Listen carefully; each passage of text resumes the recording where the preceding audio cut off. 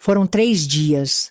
3 dias sem dormir, sem comer, sem conseguir pensar em mais nada. O João, meu caçulinha, sumiu de manhã e ninguém viu nada. Nem os irmãos, nem os vizinhos. Só deram falta dele quando o almoço esfriou e ele não apareceu na mesa. Saí correndo pela rua, perguntando para cada alma viva, batendo de porta em porta. Nada. O medo começou a comer pelas beiradas, depois tomou conta do peito todo. No 3º dia, achei que ia enlouquecer. Já tinham procurado no mato, no pasto, até no poço velho da casa abandonada. Aí, uma vizinha lembrou do lago. Vai que ele foi molhar os pés, ela disse. O coração já me avisava. Quando vi a correria dos homens na beirada, senti. E quando vi o corpinho dele, deitado na parte rasa, os olhinhos fechados, os bracinhos esticados, eu morri junto. Me seguraram para eu não pular na água. Mas eu juro, se não fosse pelos outros 2 filhos, eu teria ido com ele. Porque ali, naquele minuto, minha alma foi embora. Meu nome é Filomena Carvalho, tenho 78 anos. Sou de Brotas, interior de São Paulo, e o que eu vou te contar não é invenção de novela não. É a verdade de uma vida que parecia comum por fora, mas que por dentro foi sendo engolida por um mal que eu deixei entrar pela porta da frente achando que estava fazendo o bem. Antes disso, antes do corpo do meu filho sair da água coberto por um lençol de linho branco, a gente tinha uma vida que eu achava que era feliz. Eu e o Alfredo, meu marido, construímos tudo do chão. Ele era mecânico desde os 15 anos, começou na oficina do pai e depois virou o braço direito do Toninho, o dono da única oficina da cidade. Trabalhava com motor de caminhão, com graxa até o pescoço, mas nunca chegava em casa sem me dar um beijo na testa. Era homem de poucas palavras, mas de presença firme. Aquele tipo que, quando entra num lugar, o povo respeita sem precisar levantar a voz. Eu lavava a roupa para fora, cozinhava para festa de batizado, de casamento, o que aparecesse. O que não faltava era louça e roupa dos outros para dar conta. Acordava com as galinhas, colocava o feijão no fogo e já ia para a bacia. Meus dedos viviam enrugados de sabão, mas eu cantava enquanto esfregava, porque meu coração era cheio. Era cansativo? Era, mas era meu. Tive 3 filhos com Alfredo. O mais velho, Rodrigo, era o mais parecido com o pai. Quieto, observador, sempre me ajudava nas contas. Sabia o dia do vencimento das contas de água melhor do que eu. Nunca deu trabalho. O do meio, Caio, era o espírito livre. Gostava de trepar em árvore, vivia ralado, sempre aprontando, mas com um coração que não cabia no peito. Era o primeiro a defender o irmão na escola, o primeiro a enxugar minhas lágrimas quando eu chorava, escondido lavando prato. E o mais novo, meu Joãozinho. Ah, João, tão doce, tão colado em mim que parecia que tinha medo de desgrudar. Ele me seguia por todo canto. Onde eu ia, ele ia atrás com as mãozinhas sujas, segurando a barra do meu vestido. Falava pouco, mas quando falava, era sempre: "Mãe, você me ama?" Eu respondia 1000 vezes sim, até ele dormir. Dormia com a mãozinha grudada na minha. E agora eu durmo sozinha, com o silêncio dele berrando dentro da minha cabeça. Nossa rotina era simples. Os meninos estudavam de manhã, de tarde me ajudavam a varrer quintal, pegar lenha, dar milho para as galinhas. Alfredo chegava no fim do dia, suado e exausto, mas com aquele olhar que dizia: consegui mais um. Jantávamos juntos, sentávamos na varanda e os meninos contavam do dia na escola. João inventava histórias, dizia que ia ser astronauta, bombeiro e super-herói, tudo ao mesmo tempo. A gente ria tanto, e eu achava que estava protegida, que estava construindo um lugar seguro. Eu e Alfredo nos conhecemos no fim de uma missa. Ele me ofereceu um pedaço de bolo de milho e disse: "A senhora aceita um pedaço de céu em forma de doce?" Achei brega na hora, mas ri. E nesse riso, ele ficou. Me pediu em casamento embaixo da mangueira da minha mãe. Prometeu amor, respeito e cuidado. E cumpriu, até o último suspiro dele. Porque sim, Alfredo também já se foi. Um infarto fulminante. 2 anos depois da tragédia com o João. Eu gosto de pensar que o coração dele não aguentou de tanta dor, porque depois que perdemos nosso caçula, ele nunca mais foi o mesmo. A força dele virou silêncio, o riso virou olhar perdido. E um dia ele deitou para descansar depois do almoço e nunca mais levantou. Mas tudo isso começou antes. Começou quando minha irmã morreu e eu trouxe a filha dela para dentro da minha casa. Achei que estava salvando uma criança, mas sem saber, estava botando um demônio dentro do ninho. Se eu soubesse o que eu sei hoje, eu tinha deixado ela no orfanato. Tinha mandado flores, rezado uma missa, chorado no travesseiro e seguido minha vida. Mas não, eu fui abrir a porta, fui escancarar os braços, fiz café, arrumei o quarto, separei roupinha do João que ainda estava dobrada. Porque veja só, eu ainda acreditava que gente nasce boa. Que criança é inocente? Que sangue é mais forte que qualquer coisa? Ah, Filomena, se iludindo até depois de enterrar o próprio filho. A ligação chegou numa terça-feira que já começou esquisita. João acordou com febre. O fogão a lenha resolveu empacar. E o Alfredo perdeu a paciência com o caminhão do Toninho logo cedo. Quando o telefone tocou, lá pelas 2 da tarde, eu já estava de cabeça cheia, cabelo molhado e a panela de arroz queimando. Atendi pensando que era Bumpo, a vizinha fofoqueira, reclamando do galo. Mas não era. Era minha prima Helenice, de Araraquara, com aquele tom de voz que só quem carrega desgraça na língua sabe fazer. Filó, tua irmã, a Lúcia, teve um acidente, ônibus, de madrugada, morreu na hora. Segurei o telefone com uma mão e a colher de pau com a outra. Alfredo entrou na cozinha na hora, viu minha cara e já soube que coisa boa não era. E a menina? Perguntei. A Isadora, filha da Lúcia, minha única sobrinha. Tá bem, quer dizer, viva. Tá com assistente social. Ninguém quer ficar com ela. Olhei pro Alfredo, que já sentava na cadeira com a mão na testa. Quer que eu diga o quê, Filomena? Que não dá? Vai dizer isso com o João ali brincando com o trenzinho do lado sem nem saber o que está acontecendo? Não precisei pensar muito. Uma semana antes, o João tinha perguntado por que ele não tinha irmã. Falei que Deus tinha mandado só 3 meninos e que já estava bom demais. Talvez fosse ele respondendo agora, né? Só que Deus tem um senso de humor bem peculiar. 2 dias depois, a assistente social apareceu com a Isadora. Quando a assistente social me entregou a menina, ela não chorou. Nem perguntou da mãe, nem se queria saber onde ia morar. Só me olhou de cima a baixo com aquela cara que nem velha do bingo sabe interpretar. Parecia que estava me medindo por dentro. Eu, boba, chamei de luto e abracei. Ela ficou parada, dura, feito tábua. Só deixou. Foi o primeiro aviso que eu ignorei, porque naquela hora o que eu mais queria era honrar minha irmã. E talvez consertar o buraco que o João ainda não sabia que existia dentro dele. A Isadora chegou pequena, mas com o peso de uma gente adulta nos olhos. 7 anos, magrinha, cabelo meio bagunçado, mochila encardida, com uma boneca sem braço pendurada. Entrei com ela em casa e o João foi o primeiro a correr.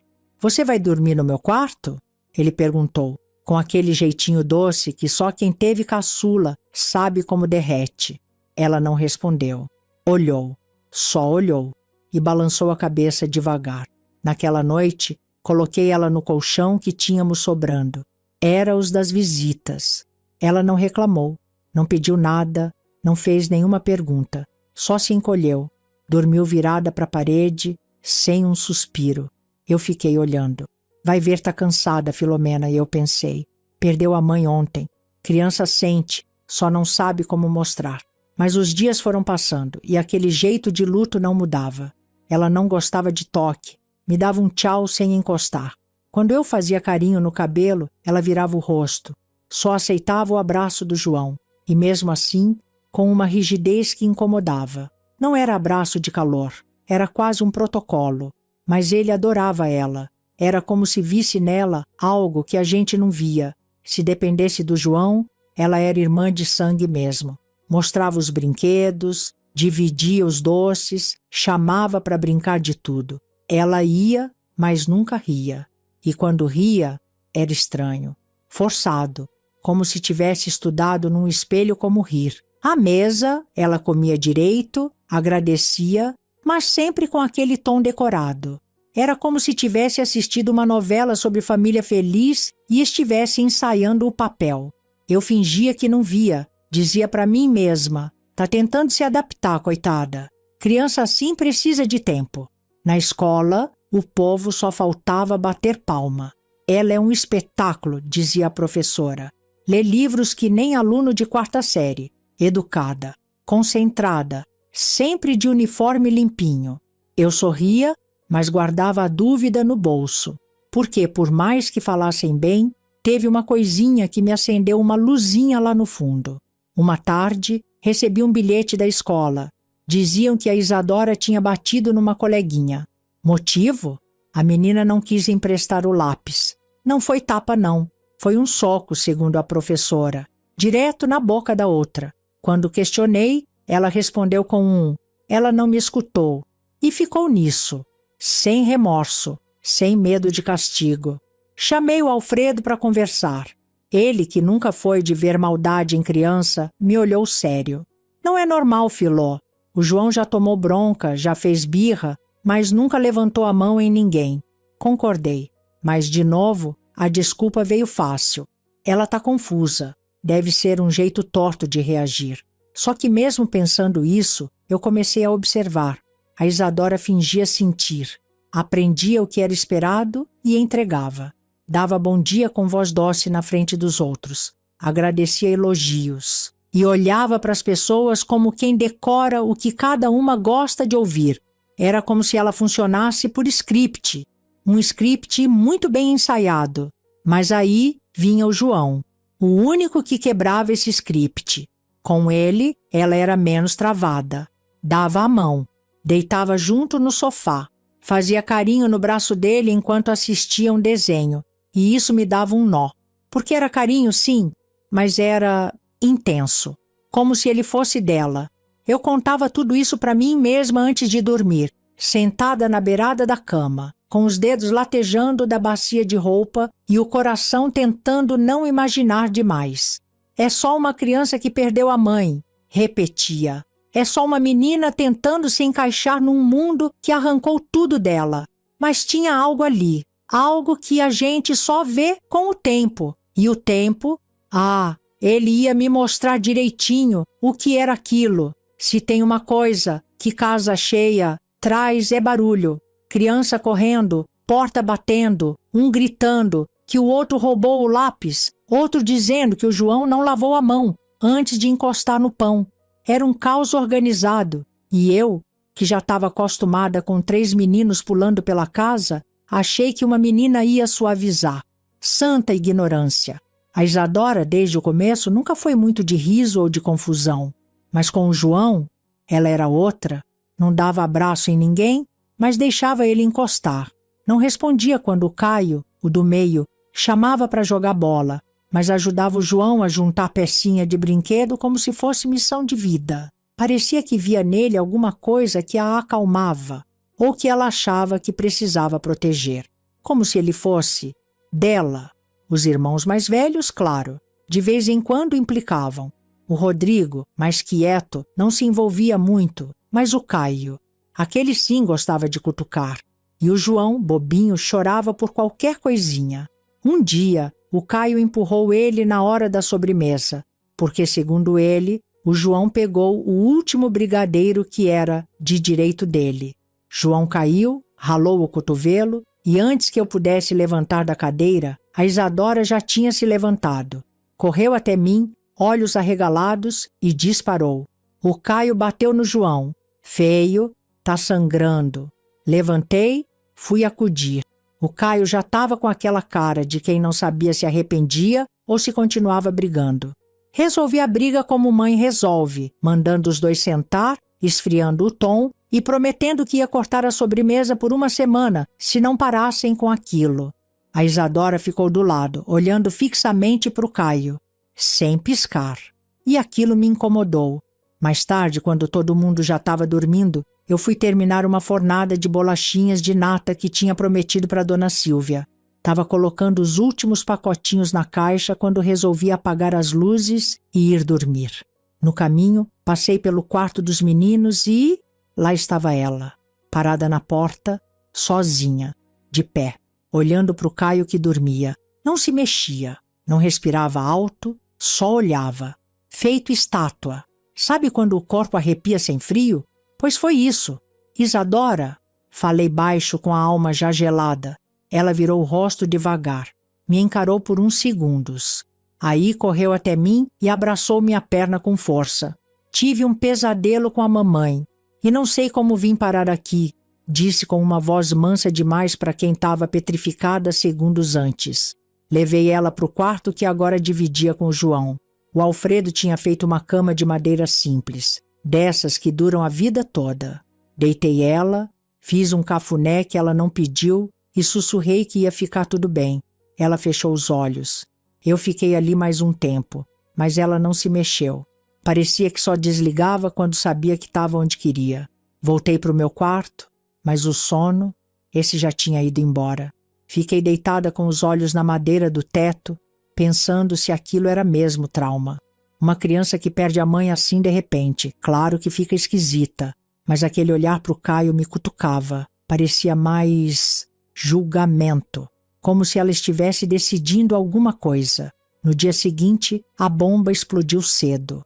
O Caio veio chorando, segurando os restos da bola preferida dele. João do lado com a cara de "não fui eu", e Isadora sentada na escada, olhando tudo como quem assiste novela. O Caio berrava que o João tinha furado a bola. O João negava, quase se afogando no choro. E Isadora não dizia nada, só observava. Até o momento em que o Caio veio para cima do João com aquele jeito estabanado de irmão mais velho. A Isadora levantou e, sem aviso, tacou uma pedra no ombro dele. Simulation, uma pedra, daquelas de calçamento do quintal, e acertou bem onde ia doer. Saí correndo, vi o Caio no chão segurando os braços, João em pânico, Isadora com a respiração firme, como quem acabou de cumprir uma tarefa importante.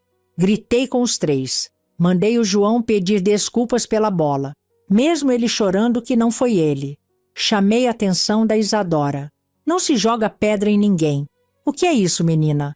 Ela respondeu com a calma de quem recita receita.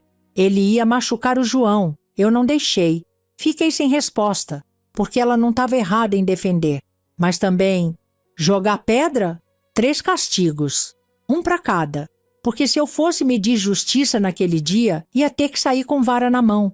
Quando o Alfredo chegou e contei tudo, ele caiu na risada.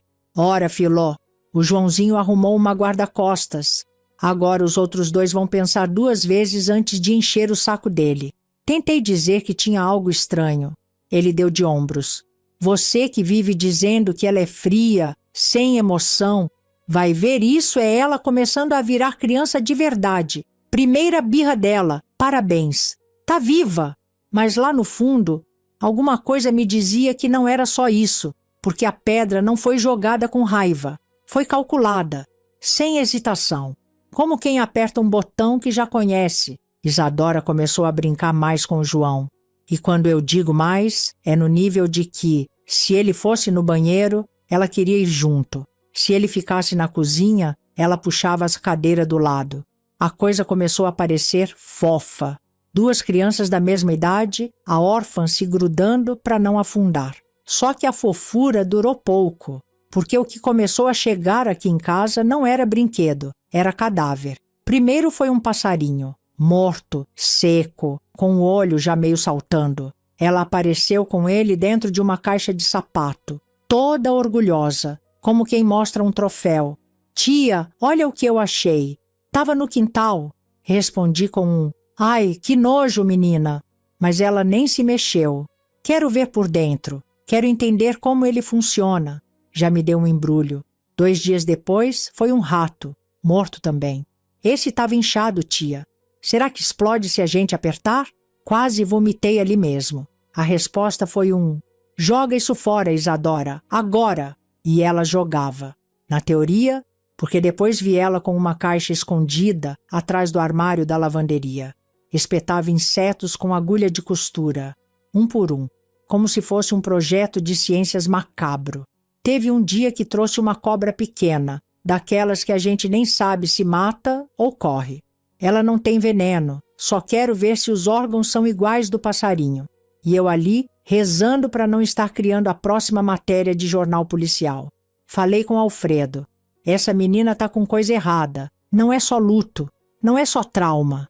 Ele, no auge da paciência masculina típica, respondeu: Ah, Filó, vai ver, ela vai ser médica. O Zé, lá da oficina, era assim. Hoje vive operando gente importante em São Paulo. E ainda teve a cara de pau de confessar que quando era moleque tinha uma coleção de formiga em vidro. Coleção de formigas, Alfredo? Essa menina enfia agulha em bicho morto. Ele riu. Riu. Como se eu tivesse exagerando. No fim, para não fazer escândalo, cheguei num acordo. Falei que podia pegar os bichos que achasse, mas que em 2 dias no máximo tinha que se livrar. Nada de defunto empacado pela casa. Ela topou, sorrindo. Aquele sorriso sem dente, sem afeto, só com intenção. Mas topar, ela topou. Achei que isso ia controlar, mas só piorou. Porque o problema, minha filha, é que quem tem sede de esquisitice não se sacia com pouco. E foi aí que aconteceu. Uma tarde, eu estava no fogão preparando o bolo de fubá. João entrou em casa chorando, o braço sangrando, a camiseta suja. O corte não era fundo, mas era feio. Fiquei desesperada. O que aconteceu, meu filho? Ele, com os olhos marejados, respondeu baixo. Foi a Isa. O sangue subiu. Fui até o quintal, onde ela estava com a mão suja de terra e uma caixa nova. Perguntei na lata: O que você fez com o João? Ela não fugiu, não chorou, não gritou, só falou. Foi sem querer. Eu escorreguei, tentei segurar nele, ele caiu e bateu no braço na pedra. Eu juro. E colocou a mão no coração, como atriz de novela das 6. Voltei, limpei o corte, coloquei gaze, passei remédio. O João não explicava direito, só dizia que doía. E no dia seguinte, lá estavam eles, juntos de novo, rindo, brincando de faz de conta, como se nada tivesse acontecido. Foi aí que eu tomei a decisão. Chamei o Rodrigo, o mais velho, aquele que tem mais juízo na cabeça. Você vai ficar de olho nos dois, sempre. Não quero o João sozinho com ela mais. Nunca, entendeu? Ele só assentiu, sem fazer pergunta. Alfredo, claro, disse que era exagero. Você viu como eles estão agora? Isso foi acidente. Criança cai, se machuca. Você mesmo já caiu da árvore com 10 anos, quebrou o braço. A diferença, Alfredo, é que eu caí porque fui burra. Não porque alguém me espetou feito bicho de laboratório. Mas tudo bem. Ele nunca viu o que eu via. Nunca olhou no olho dela por tempo demais. A Isadora não era só fria. Ela era ensaiada. E eu sabia. Só não sabia ainda o que ela ia fazer quando a brincadeira parasse de ser com bicho. Naquela manhã, o céu estava limpo demais. E quando o céu está limpo demais por aqui, eu já desconfio. É como aquele silêncio que vem antes do grito. E o grito, dessa vez, veio do quintal. Era o João, com o rosto vermelho, os olhos esbugalhados. Mãe! Mãe! O Tico sumiu! O Tico era nosso cachorro, velho, manco de uma perna, mas fiel. Aquele tipo de bicho que abana o rabo até quando você pisa no pé dele. Dormia na varanda, comia resto de panela e latia para qualquer coisa que respirasse diferente. Não era só bicho de estimação, era parte da vigilância da casa. Saí correndo. Alfredo já estava de pé, ainda de pijama, procurando no matagal do fundo. O Rodrigo, mais pragmático, dizia que talvez ele só tivesse escapado pelo portão da frente. Mas o portão estava fechado. E o Tico, coitado, mal conseguia correr. Isadora, você viu o Tico? Ela estava sentada no banco de madeira, com o João deitado com a cabeça no colo dela. Passava a mão no cabelo dele com um ritmo quase hipnótico. Sem levantar os olhos, respondeu: Não, mas se ele fugiu, talvez não gostasse daqui. Arrepiei inteira, não pelo que ela disse, mas pelo tom, pela ausência de emoção, como se estivesse falando de uma colher desaparecida. Passamos o dia inteiro procurando. Nada, nem pelo, nem rastro. No fim da tarde, desisti. Fui guardar a roupa lavada quando vi algo no fundo da gaveta do armário da Isadora. Um colar, feito com tirinhas de tecido colorido, trançadas. E ali, no meio, um pedaço puído de couro marrom com taxinhas prateadas. Era da coleira do Tico. Reconheceria até de olhos fechados. "De onde você tirou isso aqui?" perguntei, já com a voz falhando. Ela olhou, deu um sorrisinho sem os dentes do fundo e disse: "Tava no mato. Achei bonito. Fiz para mim."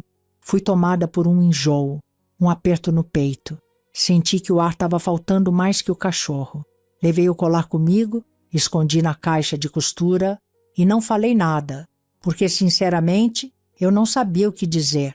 Minha sobrinha matou o cachorro e fez uma joia com o pescoço dele. Não é uma frase que se joga assim no café da tarde. Contei para o Alfredo mais tarde, quando os meninos dormiam. Ele, claro, riu nervoso. "Filó, pelo amor de Deus, você acha mesmo que a menina fez isso? Ela tem 8 anos. Respondi com um olhar seco. "E o Tico tá onde, então? Foi dar um passeio na praia?" Ele levantou, coçou a cabeça, deu aquela volta no quintal que homem faz quando não sabe o que fazer. "Vamos esperar mais um dia. Às vezes ele volta." Mas eu sabia que ele não voltava. Naquela noite, travei a porta do quarto e fiquei deitada, sem dormir, com o ouvido ligado em cada passo da casa.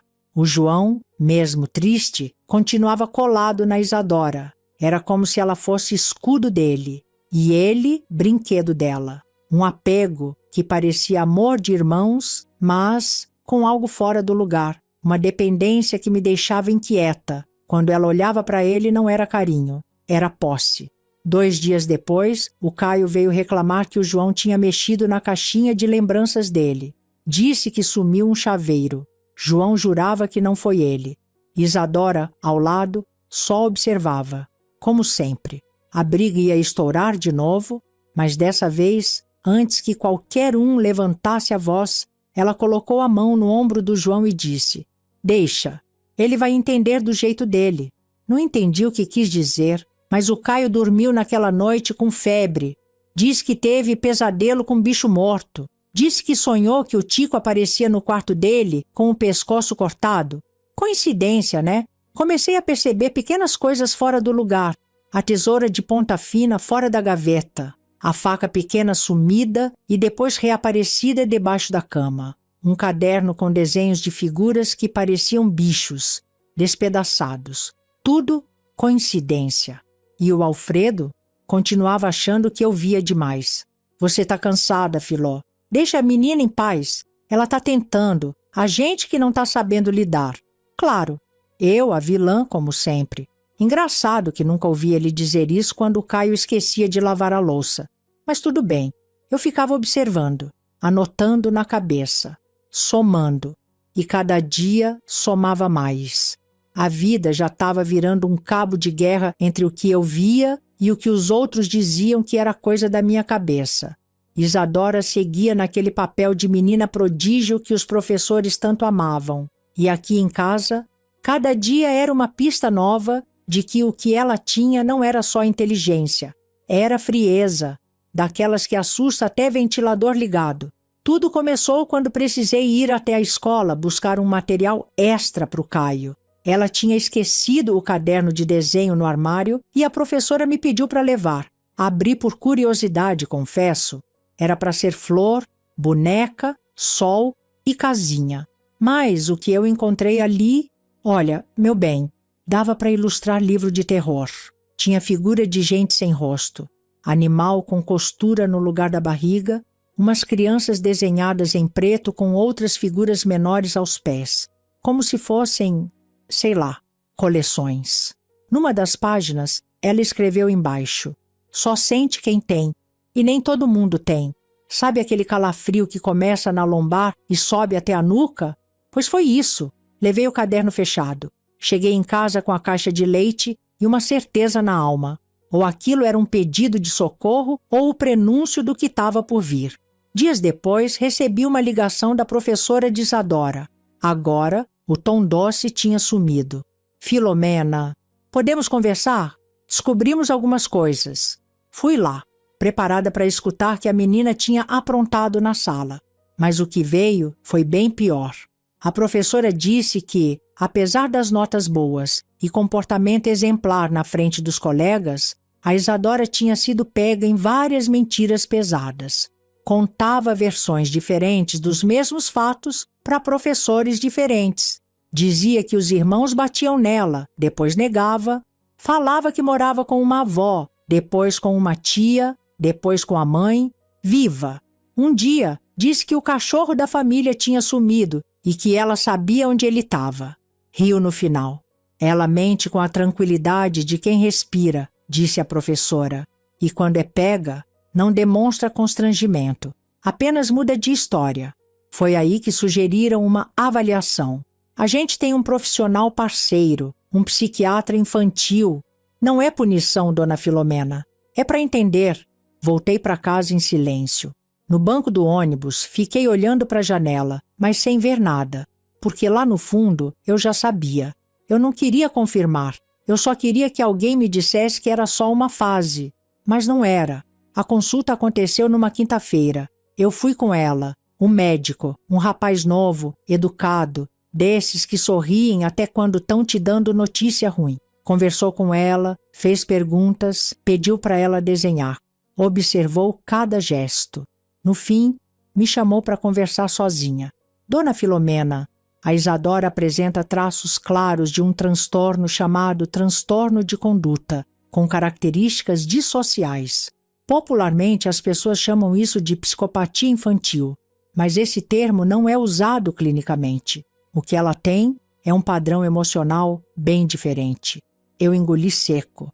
Não chorei, nem pisquei, porque ali, naquele consultório com cheiro de álcool e tinta de parede, o que eu mais queria era entender como segurar aquela bomba relógio sem detonar minha casa. Ele continuou. Ela não sente culpa, não sente empatia da maneira tradicional, mas ela é altamente inteligente, observadora e adaptável. Isso significa que, com um ambiente rígido, estável e muita vigilância, ela pode aprender os comportamentos corretos, não por sentimento, mas por lógica, por saber que certas coisas trazem consequências. Fiquei muda, só consegui perguntar: ela pode fazer mal para alguém? Ele suspirou, como quem escolhe bem as palavras para não dizer o que quer. Ela pode sim, se não for controlada. A senhora precisa ser firme, muito firme, nada de dar margem, nada de descuidos. Voltei com ela no ônibus e dessa vez ela cantava baixinho. Aquela música antiga, Alecrim Dourado, como se tivesse saído de um comercial de margarina. Mas eu sabia, ela não cantava por alegria, era só mais um ensaio. Chegando em casa, chamei o Rodrigo de canto. Você continua de olho, entendeu? Se ela ficar sozinha com o João, você inventa desculpa, chama, grita, faz alguma coisa. Ele assentiu com os olhos preocupados.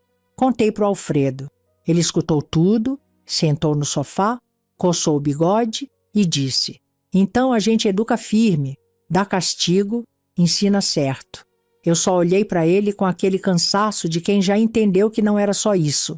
Isadora continuava andando pela casa como se fosse dela, agora com ainda mais cuidado, mais controle. E eu vivia com a respiração presa. Eu juro por tudo que é mais sagrado que aquele dia começou normal. O sol batendo no quintal, o cheiro do café esquentando a casa e o Joãozinho enroscado na perna da Isadora como sempre. Aquele grudinho que no começo eu achava até bonito, mas que agora só me fazia suar frio. A rotina era a de sempre. Café, lanche das crianças, briga por causa do último pedaço de bolo e Alfredo lendo jornal como se o mundo fosse uma fazenda em que ele mandava. Isadora, quieta, desenhando um negócio que eu nem tive coragem de espiar. João parecia mais calado. Não brinquei com isso. Quando ele ficava quieto, eu prestava atenção. A vizinha, a dona Célia, aquela que fala pelos cotovelos e tem mais tempo livre que padre de cidade pequena, me ligou quase meio-dia.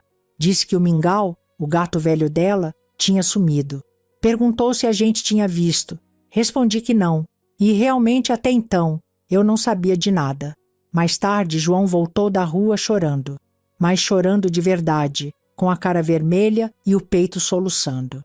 Nas mãos, enrolado num pano velho de prato que, com certeza, não foi ele que pegou, estava o corpo do gato, mole, sem vida, os olhos semiabertos.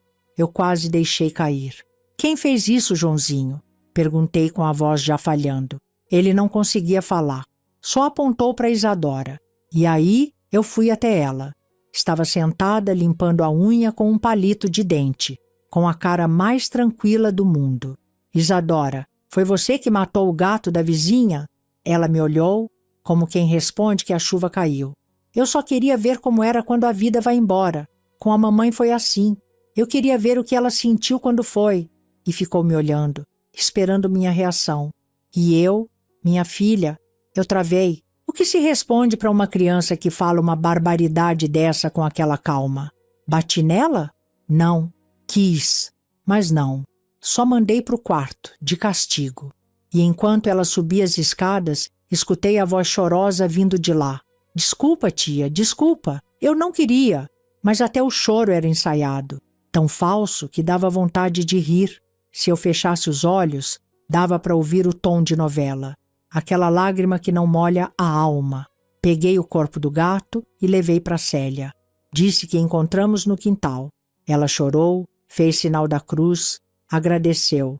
Não tive coragem de contar a verdade. O que ia adiantar? Ela ia me culpar, ou ia querer justiça. E justiça, nesse caso, era cadeia para uma criança, ou internação. E eu ainda via o rosto da minha irmã naquela menina. Voltei para casa, chamei o Caio e o Rodrigo. Contei tudo, do jeito que dava. Falei do que o médico tinha dito, do tal transtorno e que a Isadora não era má, mas nasceu diferente. Que não era culpa dela, mas que eles tinham que ficar de olho, especialmente no João. Nada de deixar ele sozinho com ela, nem por 5 minutos. Os meninos, graças a Deus, entenderam. E desde aquele dia, onde um ia, o outro colava. Se a Isadora entrava num cômodo, sempre tinha um dos dois por perto. João até começou a sorrir mais. Porque criança sente, né? Ele sabia que algo estava errado, mas era pequeno demais para entender. Só queria carinho, proteção. E os irmãos começaram a dar isso para ele. As semanas passaram. E olha, parecia que as coisas tinham melhorado. Isadora mais quieta, mais obediente. Eu e Alfredo começamos a achar que talvez a gente tivesse conseguido. Que o amor, o cuidado, o limite tivesse dado um jeito. Eu, boba, comecei a pensar em como seria bom ver ela crescer, quem sabe mudar. Ah, Filomena, a verdade é que quando a gente acha que está tudo calmo, é porque vem tempestade. Numa tarde qualquer, sem barulho, sem sinal, Joãozinho sumiu. Eu estava em casa dobrando roupa. Olhei no quintal, nada. Na cozinha, vazio. Subi, fui no quarto e a cama estava lá, arrumada, mas sem ele. Chamei os meninos que estavam distraídos, jogando bola no terreno da frente. Ninguém viu. Ele estava aqui agora e há pouco, mãe, Caio disse. E foi assim que começou o pesadelo. No começo ninguém desconfiou de nada, nem da Isadora, nem eu. Mas o que veio depois, meu bem, nem 1000 orações preparavam a alma. Naquela tarde o céu estava limpo demais para o meu gosto. Sabe aquele tipo de dia que parece calmo demais, onde até o vento resolve ficar quieto? Pois então, foi nesse tipo de dia que meu Joãozinho sumiu. Começou como qualquer outro. Lanche na mesa, briga boba dos meninos, Isadora quieta no canto dela, fingindo normalidade. Eu estava na cozinha mexendo com as marmitas quando percebi que o João não fazia barulho. Estranho, porque ele era daquelas crianças que até dormindo roncava feito velhinho. Chamei, procurei, nada. Subi, desci, corri para o quintal, vazio. Caio e Rodrigo estavam jogando no terreno ao lado. Disseram que não viram ele sair. Isadora, sentada na escada com uma boneca velha, só disse: Acho que ele estava desenhando mais cedo, com a voz mais limpa que água de filtro. Em meia hora a rua já estava em alvoroço. Gente com lanterna, chinelo, vara de bambu para remexer moita. Até o Zé da borracharia, que nunca saiu do portão em 10 anos, veio procurar. A polícia chegou ainda no fim do primeiro dia. Bateram na porta, fizeram perguntas, entraram na casa. Nada. Eu andava no meio da multidão com a alma fora do corpo. Gritava o nome dele, como se o ar da minha voz pudesse puxar ele de volta. O segundo dia chegou mais frio, aquele frio de outono que entra pelos ossos, e meu coração já sabia. Eu continuava buscando, porque é isso que mãe faz, mesmo quando já sabe.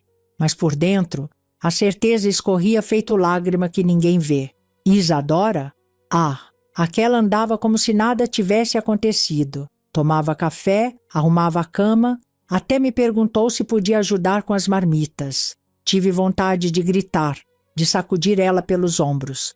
Mas só olhei, e como sempre, ela olhou de volta com aquele vazio que não tinha fim. No terceiro dia, foi a dona Alzira quem achou.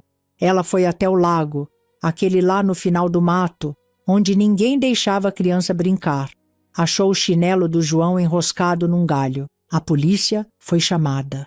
E lá estava ele, boiando naquela parte rasa, de olhos fechados, como se dormisse. Eu não lembro de ter chorado na hora. O mundo ficou mudo. Até o grito que estava entalado em mim não conseguiu sair. Fui até lá, vi o corpinho dele coberto com um lençol velho da ambulância. E fiquei parada, só parada, porque o que eu mais temia se confirmou. E pior, dentro de mim, eu já sabia desde o primeiro dia. A polícia investigou. Perguntaram tudo, checaram horários. Ninguém viu a Isadora sair. E, tecnicamente, ela estava em casa quando ele sumiu. Não tinha marcas, não tinha sinais. Só um acidente. Foi o que disseram. Talvez ele tenha escorregado, talvez tentou pegar algo na água. Talvez. Mas aqui dentro, o meu talvez sempre foi outro. Uns dias depois, levei a Isadora no psiquiatra de novo. Dessa vez, fui com o coração na mão e o corpo inteiro em ruína. Contei da morte. Disse que os dois eram grudados, que ela parecia sentir mais por ele que por qualquer um. O médico, daquele jeito frio e ensaiado, disse assim: crianças como ela não criam vínculos como as outras. Elas veem as pessoas como extensão delas mesmas. O João podia ser uma posse para ela, algo que ela protegia, não por amor, mas por controle. Por isso, é pouco provável que ela tenha feito mal diretamente a ele. Fez uma pausa, como se fosse medir minhas reações. Eu só encarava. Agora, se alguém fosse uma ameaça para ele, aí sim, ela podia agir. Mas nesse caso, talvez tenha sido mesmo um acidente. Às vezes, essas coisas acontecem. A vontade que eu tive foi de levantar e jogar a cadeira na parede. Essas coisas acontecem. Que tipo de frase se fala para uma mãe que enterrou o filho caçula? Mas engoli. Engoli tudo, porque minha vida já estava entalada demais para vomitar mais uma dor ali na frente de estranho. Voltei para casa com ela calada do meu lado, olhando pela janela do ônibus, como se a vida passasse por ela e não dentro. Naquela noite, eu tranquei meu quarto. De novo, nunca me faltaram provas, faltaram evidências, mas toda mãe carrega um radar, e o meu gritava. Isadora era a única que estava com ele naquele dia. Era a única com aquele olhar que nunca mudou, aquela calma de quem não teme consequência. E o João agora morava só no retrato da estante. 2 anos, minha filha. 2 anos inteiros depois de enterrar o Joãozinho. E olha, vou te dizer com todas as letras, não teve um único dia que eu não acordei com aquela cama vazia gritando dentro da minha cabeça. E mesmo assim, ela ficou. A Isadora. Sim, aquela criatura gelada, com o olhar mais morto que o próprio defunto, continuou sob o meu teto. Não foi por burrice, nem por piedade. Foi por um negócio que eu nem sei se chama culpa ou se é só saudade da minha irmã. Porque toda vez que eu pensava em colocar a Isadora fora de casa, a imagem da minha irmã aparecia na minha frente, como se dissesse: cuida dela para mim. E eu cuidava. Eu e Alfredo. A gente fez um pacto silencioso. Ela fica, mas ninguém mais pode sair machucado. Acordo entre os vivos, como diziam as velhas. Um cuidava dos filhos, o outro vigiava ela. Uma vigília em tempo integral que nem presídio fazia melhor. E vou te contar. Por 2 anos, funcionou. Quer dizer, mais ou menos. A Isadora ficou mais na dela. Distante, seca, do jeitinho que sempre foi, mas sem trazer bicho morto para dentro de casa, sem machucar ninguém, sem fazer teatrinho.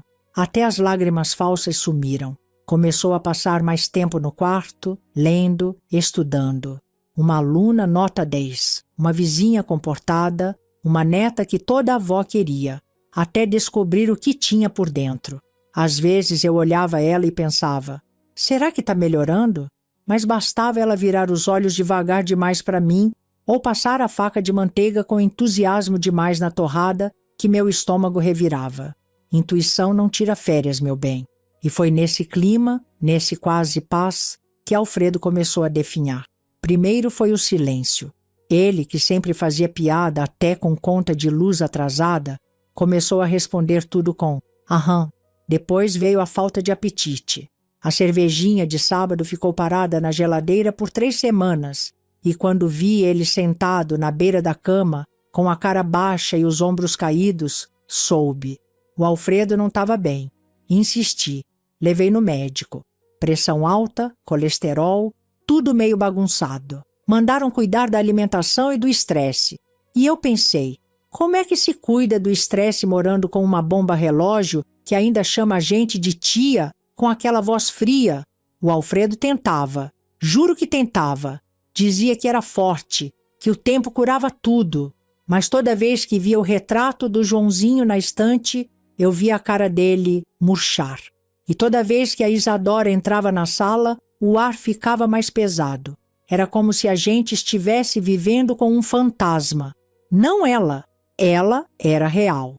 O fantasma era o que ela fazia com o ambiente, com a gente. Uma noite, a gente estava jantando. Isadora elogiou o arroz. Disse que eu estava aprendendo a temperar melhor. Eu sorri com um obrigada engasgado. Alfredo levantou no meio do prato, foi para o banheiro. Vomitou. Naquela semana, ele começou a dormir mal. Levantava suando, dizendo que sonhava com o lago. Uma noite, murmurou dormindo: Filó, ela estava lá. Eu fingi que não ouvi, porque se eu confirmasse, ele desabava. E foi assim que chegou o dia, um sábado de sol claro, desses que parecem ironia. Alfredo saiu cedo para buscar pão. Voltou, deixou a sacola na mesa e caiu no chão. Simples assim, como quem desliga. O corpo duro, os olhos abertos. Eu gritei, chamei ajuda. Os meninos vieram correndo. Caio tentou massagem. Rodrigo ligou para a ambulância. Mas meu Alfredo não voltou. Infarto fulminante, disseram. Pelo menos não sofreu. Ah, como gostam de dizer isso para consolar a viúva. Como se arrancar o amor da gente sem aviso fosse coisa suave. Enterrei meu marido com a mão gelada da Isadora, segurando a minha. Ela não chorou. Claro que não, mas fez o teatro direitinho. Disse que ia sentir falta do tio, que ele era um bom homem. Até beijou o caixão. Cena linda. Se fosse atriz, ganhava prêmio. E eu fiquei ali, de preto, de alma quebrada, com um túmulo novo na família e outro pedaço de mim enterrado junto. Na volta para casa, os meninos tentavam me consolar. Mas eu só pensava no que Alfredo dizia. A gente vai dar conta. Mas não demos. A conta chegou. E cobrou caro. Só que sem a parte boa do final. A gente nunca mais teve sossego. E a única certeza era de que ninguém mais ia morrer. Nem cachorro, nem gato, nem filho. Nem mesmo ela. Porque agora ela era responsabilidade nossa. E quando digo nossa, era minha e dos 2 que sobraram. Caio e Rodrigo. Os meninos cresceram aprendendo a viver com medo, mas sem demonstrar. E olha, desenvolveram um 6º sentido melhor que detetive. Se a Isadora fazia uma amizade nova na escola, Caio dava um jeito de descobrir o nome completo da criatura e até a série que estudava. Rodrigo, me procura no outro dia. Mãe, a Isadora está conversando demais com um menino de outra sala. Tô achando estranho. Era assim. Eles não descansavam. E eu dormia com um olho fechado e outro no barulho. E ela sabia que era vigiada, mas nunca reclamou, nunca chorou, nunca pediu liberdade, nunca fez escândalo de adolescente. Isadora aceitava o controle como quem aceita o tempo, inevitável. Dava até medo essa conformidade toda. Ela andava com os irmãos como se fossem seguranças. E, de certo modo, eram mesmo. Na escola, ela virou lenda, aluna brilhante, daquelas que decora livro de anatomia como se fosse revistinha. Tinha nota máxima em tudo, dava aula para os colegas, salvava trabalho de grupo, professores amavam, direção elogiava. E eu agradecia com a cabeça e tremia por dentro. Em casa, continuava aquela de sempre, limpa, educada, mas sem alma. Eu apertava o castigo por qualquer coisinha. Era uma palavra atravessada, uma resposta seca, uma suspeita boba. Tudo era motivo, porque, entre ser injusta e cavar outro túmulo, eu preferia a fama de velha doida. Com o tempo, Rodrigo casou e mudou. Mas todo domingo ele vinha almoçar. Caio ainda morava comigo, firme, observando tudo com aqueles olhos que não confiavam em ninguém. Era como se os dois fossem escudos. E sabiam disso. Nunca deixaram Isadora sozinha com criança, nem com adulto. A gente tratava ela como uma bomba de tempo, esperando o estopim que nunca mais vinha. Mas aí ela passou em medicina. E não foi só passar. Ela entrou em primeiro lugar, conseguiu bolsa, alojamento, tudo. E lá foi ela, minha pequena incógnita de coração gelado, para uma faculdade pública, longe da cidade. Era para ser um recomeço. E olha, por um tempo eu acreditei nisso. Ligava toda semana. Às vezes ela atendia, às vezes não. As conversas eram sempre práticas. Notas, horários, aulas. Nunca falava de gente. Nunca contou de amigo. Só números e metas. Um robô com jaleco. Então, quando ela apareceu em casa nas férias, o coração já avisou. Tinha coisa. Não era só saudade. Veio mais calada que o costume. E isso já dizia muito. Os olhares estavam diferentes. O corpo mais lento. As roupas largas demais para o calor que fazia. Eu observei. Fingi que não vi, mas fui juntando as peças. Certa noite, vi ela indo no banheiro pela terceira vez. O enjoo estava pintado no rosto. A barriga começando a se formar, ainda discreta, mas para uma mulher calejada como eu, era anúncio em neon. Esperei o café da manhã do outro dia. Ela sentou, pegou a xícara, fingiu normalidade. Foi aí que joguei. Você tá grávida, Isadora? Ela parou. Nem disfarçou. Só colocou a xícara de volta no pires, ajeitou a blusa e respondeu com aquele tom sem cor. Tó, como quem diz, choveu ontem ou o pão acabou. E ali, meu bem, mais uma vez a vida me entregava um fardo sem laço. Outra alma para cuidar. Outro ser inocente vindo do ventre de quem nunca entendeu o que é amor. E completou, olhando direto no meu olho. Se for menino, pode dar o nome de João. Se isso te fizer feliz, eu gostava dele. Eu travei, engoli em seco. A vontade era de perguntar. Gostava como? Mas engoli. Obrigada. Foi tudo que consegui dizer. Porque se eu falasse mais, chorava. E já fazia tempo que eu não queria chorar na frente dela. Vai que ela achava bonito. Daí em diante, meu bem, foi como criar outro filho. Só que com a diferença de que eu já não tinha mais idade, nem força, nem esperança. Mas tinha responsabilidade. E teimosia. Levei para consulta, acompanhei o ultrassom, fiz o enxoval, comprei fralda, mamadeira, pomada, roupinha, mantinha. Fui até no centro da cidade para conseguir um bercinho emprestado.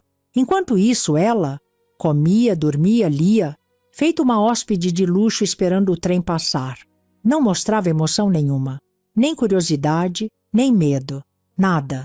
A barriga crescia e ela agia como se tivesse um tumor benigno ali.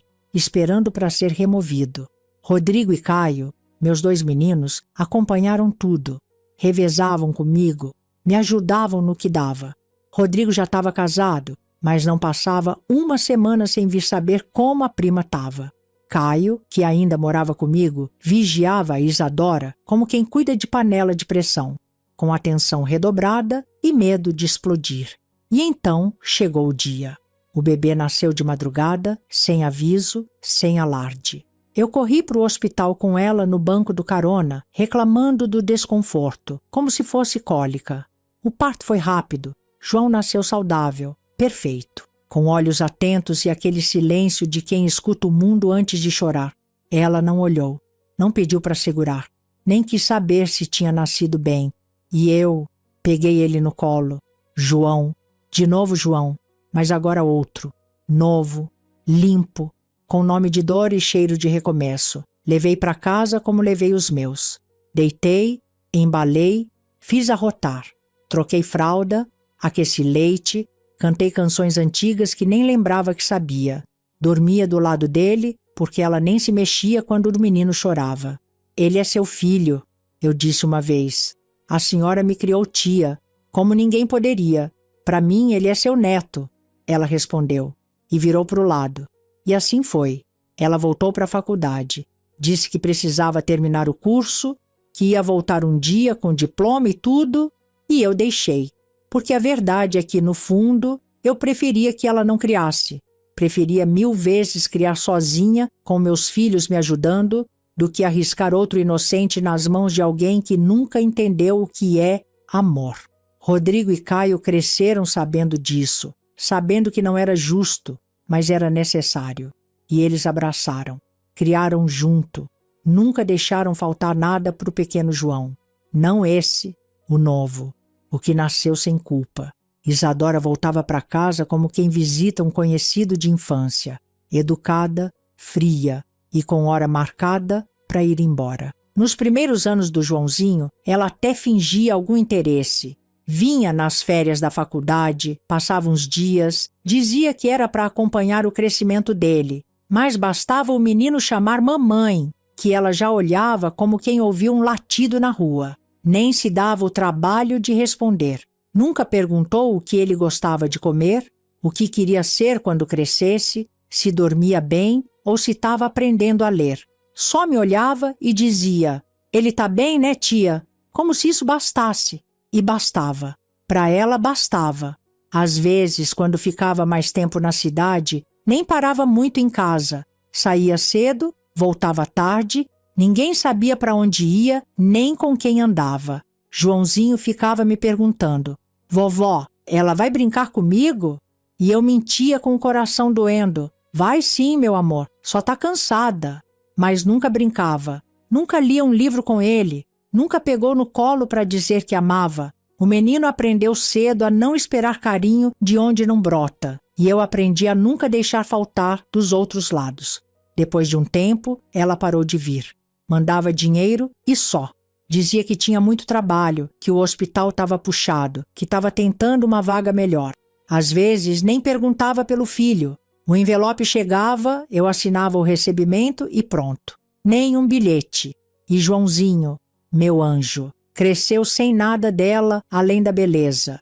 Porque se tem uma coisa que a Isadora sempre teve, foi o rosto bonito. Mas o menino tinha o coração que ela nunca conheceu. Carinhoso, atencioso, preocupado com todo mundo.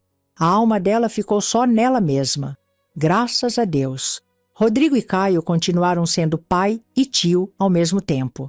Rodrigo vinha com os filhos, fazia churrasco, ensinava a jogar bola, Caio levava para o cinema, ensinava a andar de bicicleta, contava história antes de dormir quando eu estava com dor no corpo. Cresceu com tanto amor em volta que nem sombra da mãe pegou nele. Até que um dia ela apareceu de novo. Do nada, bateu no portão. Olhos fundos, cabelo preso de qualquer jeito. Disse que tinha terminado com um homem que estava se envolvendo, que ele tentou bater nela, mas ela não deixou. Dei com um vaso de planta na cabeça dele e saí. Ela falou com a maior naturalidade do mundo, como quem diz que derrubou o café na mesa. O Joãozinho correu para abraçar ela. Mamãe! Ele gritou, e ela só passou a mão na cabeça dele, sem olhar direito. Um gesto automático, sem afeto, como quem afasta mosquito. Ficou uns dias, calada, seca, andando pela casa como hóspede. À noite ficava olhando para o nada. No terceiro dia, disse que ia embora. Tinha conseguido vaga em outro hospital, em outra cidade. Vou continuar mandando dinheiro, tia. E foi isso. Fez a mala, deu um beijo de canto no rosto do filho, me olhou e falou: obrigada por cuidar dele. E sumiu outra vez. Nunca mais voltou, nunca mais escreveu, nunca mais telefonou. Mas sabe, eu nunca esperei mais que isso dela. O Joãozinho cresceu com tudo que ela não foi. E por isso eu agradeço. A morte da Isadora chegou como quem não bate na porta, só arromba. Foi num dia nublado, daqueles em que até o céu parece querer avisar. Prepara! E mesmo depois de tudo o que ela fez, do vazio que carregava nos olhos, do jeito de quem nunca pertenceu a lugar nenhum, eu não esperava aquilo. Ninguém esperava. Ela tinha se mudado, de vez fazia uns meses. Estava em outro hospital, numa cidade que nem sei direito o nome, só lembro que era longe. Mandava dinheiro, como sempre, e nem perguntava mais do Joãozinho. A última coisa que falou comigo foi um bilhete junto com o depósito. Aqui está o valor do mês. Obrigada, simples assim. Aí a ligação veio, do hospital. Disseram que encontraram ela caída na porta da emergência de madrugada, sem sinais de vida. Alguém tinha chamado a ambulância, mas quando chegaram já era tarde. Suspeitaram de tudo. Mal súbito, intoxicação. Mas o laudo final, violência. Certeira. Uma pancada forte demais. Aquela que não é por acaso. A polícia suspeitava do tal homem com quem ela tinha se envolvido. O mesmo que ela disse ter largado sem olhar para trás, depois de meter um vaso de planta na cabeça dele. Ela saiu pela porta sem chorar, sem hesitar, como quem troca de roupa. Mas nem todo mundo aceita ser descartado desse jeito. E ele, ao que tudo indicava, não aceitou. Ela sempre teve essa facilidade, sabe? De ir embora, de virar as costas. Para ela, gente era objeto. Usou, serviu, jogou fora. Mas mesmo quem não sente, uma hora paga o preço de deixar rastro de ferida nos outros. Contei para os meninos. Os dois choraram. Caio, que passou metade da vida vigiando ela, de olhos sempre atentos. Rodrigo, que criou junto comigo o Joãozinho, protegendo ele do que podia vir da prima. Choraram não só por ela, mas por tudo que foi, tudo que nunca pôde ser. Tiveram compaixão, porque mesmo ela tendo um vazio no lugar do afeto, ainda era família, ainda era gente. E no fundo, sabiam que ela não escolheu nascer daquele jeito.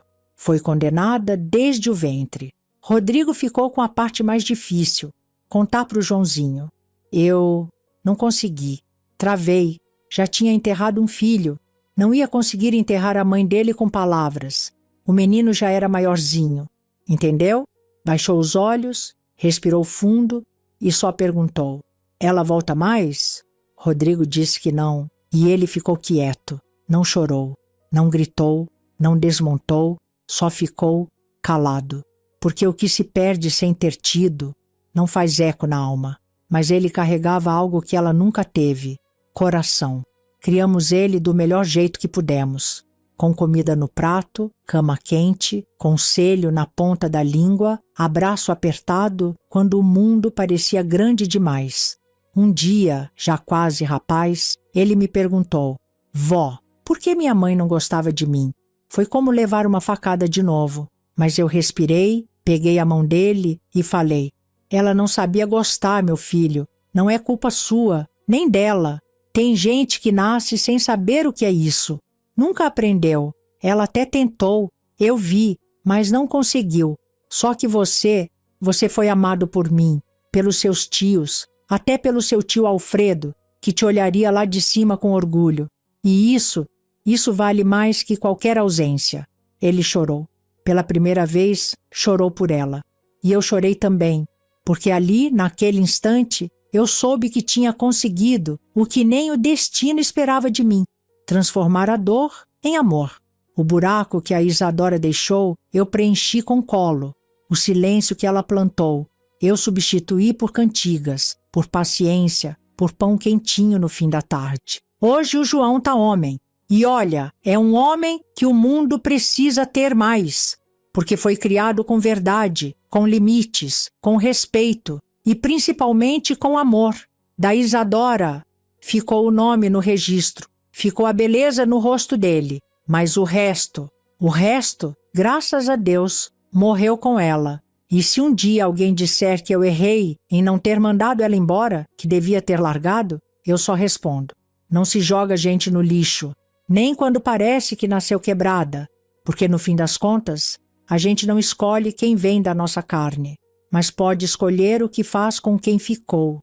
Hoje eu tô com 78 anos, a coluna já não aguenta o tranco de antigamente, o joelho estala mais do que porta velha em noite de vento, e a memória às vezes dá uns pulos, mas quando pula, cai de pé. Tem coisa que o tempo não rouba, só ajeita dentro da gente. A casa continua a mesma, pequena, simples, mas cheia de vida. Tem neto correndo, risada ecoando nas paredes, cheiro de bolo no forno e brinquedo espalhado até em cima da geladeira. Rodrigo me deu 3 netos, Caio me deu 2. Todos lindos, bagunceiros e com aquele brilho nos olhos que a gente só vê em criança criada com amor. Caio demorou para se casar. Dizem que é coisa de filho do meio, que gruda na mãe feito carrapato. Mas eu sabia, era só medo mesmo. Medo de deixar o ninho que, de tanta pancada, virou fortaleza.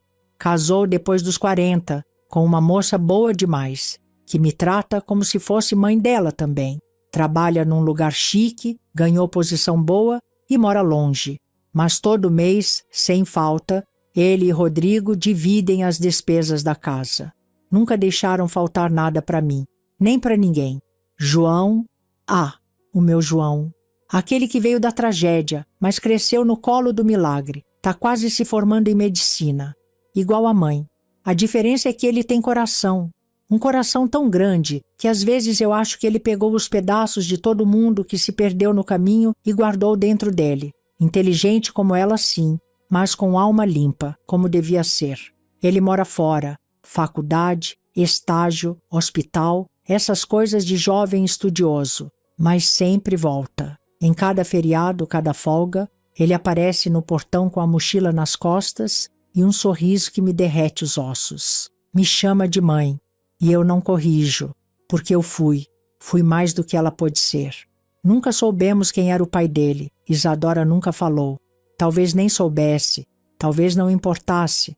O importante é que ele nunca precisou de outro nome além do nosso. Ele cresceu com sobrenome de carinho, sobrenome de abraço.